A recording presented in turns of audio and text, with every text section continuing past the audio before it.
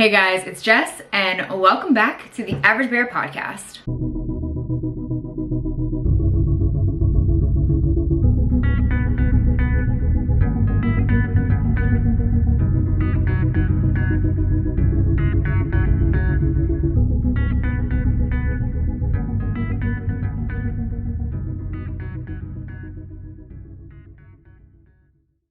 So today is a little different again, and I'm all by myself for this very, very short and sweet episode. If you were not aware of this already, May is Mental Health Awareness Month, and I am someone who tries to be incredibly open and vocal about my own struggles with mental health, and as helpful as I can be for other people that have mental health issues, problems, concerns.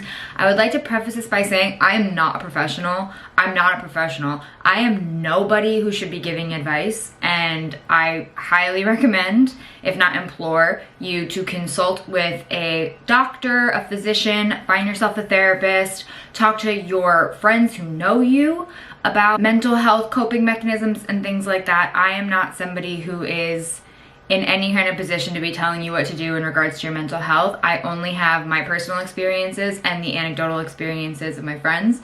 And then obviously advice that my therapist has given me, but I pay her to tailor that advice to me. So these coping mechanisms, which is what we'll be talking about today, may not work for everybody, but they're all generally harmless and pretty helpful. So if you wanted to try them, I highly recommend you should. But if you really are concerned or have questions or comments or things like that, please seek out a professional who can help you. I will also list a bunch of resources in the show notes for today, phone numbers, websites, organizations, places and people that you can call to find out more beyond the scope of what I'm going to share with you today. To begin, before we actually get into the real meat of it, even though it'll be a really short and simple episode, in honor of mental health awareness and preventing burnout and setting boundaries and taking care of yourself, I am formally announcing that I will be taking the rest of May off in order to celebrate and make sure that I'm good and handling my shit. We will be back in June, and I'm so excited for the first episode of June because it's one that I've been sitting on for quite some time now, and I've been waiting to release it. Truly waiting to release it. I will be talking to Herbert Shaw, who is a pop culture journalist, and it was one of the most fun conversations that I've had. He is so fun, so funny, so knowledgeable. I learned so much, and I just can't wait to share it with you. As I said, I've been sitting on it for a while, and that will be our first episode of June, me coming back from this nice little mental health break. So keep your eyes out. First Sunday of June, Average Bear Podcast with the one and only Herbert Shaw. And I will link his social so you can check him out in the meantime and kind of get acquainted before I finally release the audio for the episode. As I said prior, I am not a licensed mental health professional. I really don't know anything about anything, which I guess is funny because that's really the whole point of this podcast, right? Is me learning because I don't know shit about shit. So I'm basically going to just list off a bunch of coping mechanisms that either I use or that were recommended to me by friends. I did post a question on my personal Instagram and the Average Bear Instagram that asked people what they do when they feel like they're struggling, when they need to do something for themselves, when they need to set a boundary, when they're practicing self-care, when they're having an anxiety attack, things of that nature. As I said, I'm very open and I'm very vocal about my struggles with mental health. I am an incredibly anxious person.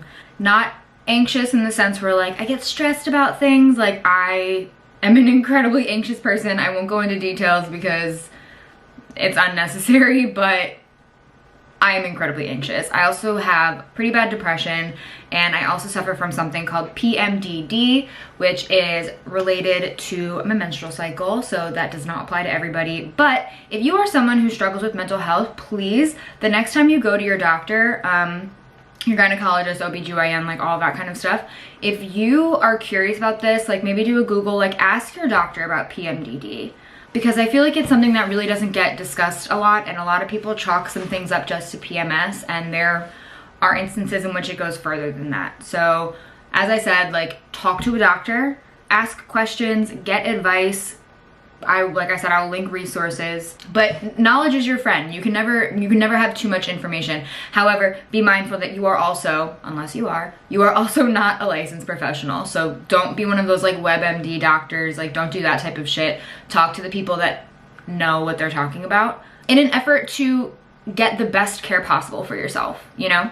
But basically today's episode is just gonna be me listing off coping mechanisms. I'm not gonna talk too much about them because I do feel like they can each be tailored to your own personal tastes, but I'm just gonna jump right into it. We're gonna start with music. I got recommended listening to music so much. Things that can really just, whether it be help you feel your feelings or like lift you out of a sad spot. If that's your ticket, I highly recommend it. I'm also somebody, this is something else that was recommended to me, I'm somebody who loves water. Shannon will tell you it's because I'm a water moon, I'm a Cancer moon, so the water is like where I feel safe. And at home, I love the ocean, I love a good shower, like a long ass hot shower.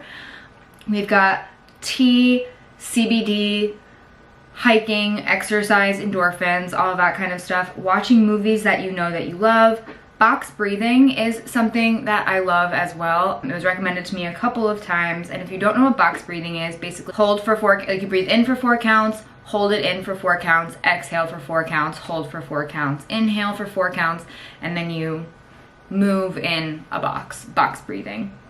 Journaling is also a really great one. This is something that my therapist recommended to me and then was also recommended to me by people. As I said, I have anxiety, so I struggle with irrational thoughts all the time. So as someone with frequent and very irrational thoughts, writing and journaling in general is something that's helped me because it really does, like, when you write something out, sometimes it does help you see how silly it is. So that is always a really great thing for me personally. Also having a happy place, and whether that be a physical location or a thought, a memory, a thing that you do, a hobby, something of that nature, like a happy place is never a bad thing to have and never a bad thing to utilize. Cooking is something that got recommended to me a lot, and cooking is one of my personal coping mechanisms when I'm struggling with anxiety or mental health. And this runs in the same vein as other things that I do. So I love to color, I love to paint, I love to play with Legos. I got fidget spinners recommended to me a couple of times, and it's just like something to occupy your mind and then also occupy your hands, your fingers, you know? Like when I'm sitting there, it's a Rubik's Cube. Think Rubik's Cube, like something to like not only stimulate your brain and have you thinking about something else, but something that keeps your hands busy is never really a bad thing. And cooking is something that does that, like I said, along with like Legos, coloring, all that type of stuff. Another thing that got recommended to me is making a list. I am a list writer. I love planners, I love color coordinating, I love highlighters. I'm a type A bitch without really being type A. Like I'm not terribly neurotic about it, but I do love that shit and I find it very calming. So you can see, no, you can't see my calendar. It's right here, and like it's all color coordinated and like very neat and uniform. So making lists, to-do lists are great. It feels so good when you can write something on a list and then just cross it off and then feel that sense of accomplishment, even if it's something small. Even if it's something as small as putting your laundry away or doing the dishes or taking a shower. Like, to-do lists are a great way to especially help compartmentalize. Something that my dad used to tell me all the time when I was growing up or when I felt stressed or overwhelmed or in over my head is my dad would just simply say, it's how do you eat an elephant? One bite at a time. Just all you can do is if you need to break it down into baby steps or to make the task seem easier or more easily accomplished or whatever, do it. Do it. There's no wrong answers really, unless you're like putting yourself or someone else in danger. Like there really aren't any bad ways to split up tasks, and it really does help you feel more productive. Going for a walk, sunshine, vitamin D, all of that kind of stuff. Like I said, fidget toys, things to do with your hands. I got a lot of recommendations for weed. Please, I will not recommend that you break the law. But like I said, always speak to a physician. Don't self-diagnose, don't self-treat unless it's like journaling, you know, something like that. Always take care of yourself and have as much information as you possibly can. Candles, I love candles. I have a candle going right now. Surfing is one that I got, and hiking is one that I got, and those go along with not only exercise but also hobbies. If you have something that you know brings you joy and makes you feel good, makes you feel accomplished, talented, if you feel better when you're feeling creative, then do those things. Do it. I'm such a horrible painter. I'm not good at art, but I love to paint.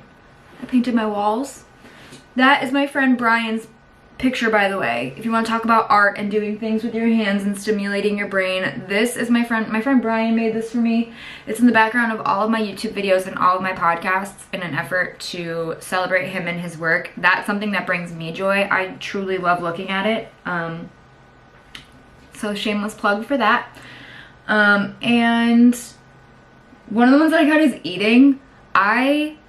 This is delicate because I don't want to ever recommend anyone engage in unhealthy habits if they can help it. However, I also don't personally believe in like deprivation. Everything is great in moderation, and I truly feel like in maintaining a healthy, I am not a licensed professional in any regards to this. I am a cook, and I have my own good personal relationship with food. I feel like I am not going to tell anybody what, how, whatever to eat. That is something that is totally personal. Everything is okay in moderation, and always consult the doctor. I'm scared. I feel like I have to keep saying this because I don't want to pretend like I said, like I don't want, I'm in no position to be giving advice. Who am I to give anybody advice on how to deal with internal struggles, feelings, hardships, whatever.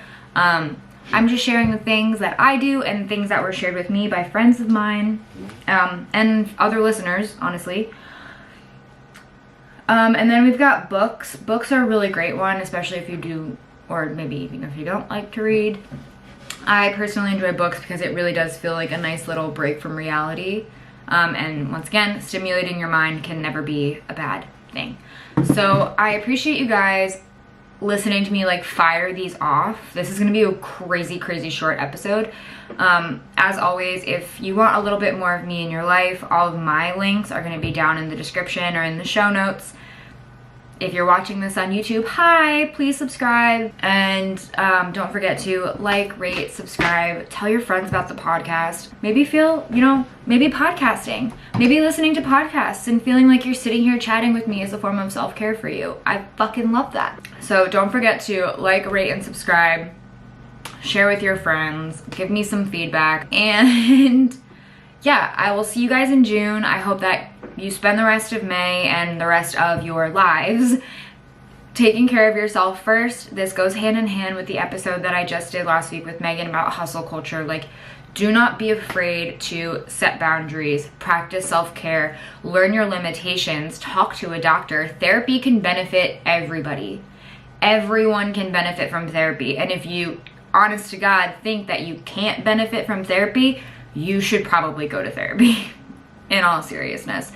So I will always advocate for that, but find somebody that you like. It's very easy to switch therapist. I'm not gonna say very easy. It is easier to switch therapists than it is to unpack more additional created trauma. So find somebody that you like, find someone that you enjoy talking to and that you feel comfortable sharing with, and utilize them, utilize a mediator, utilize their knowledge. Utilize just having a sounding board, like so you're not speaking into the void. So therapy for everybody. And always, as always, take care of yourselves first. You are no good to anybody if you are not at 100%. You can't give 100% if you're not at 100%. And you have to live with you forever. No one else has to be bothered by you, but like you are with you for the rest of your life. So make sure that you like you and that you're caring for you and all of that business. I will see you guys in June.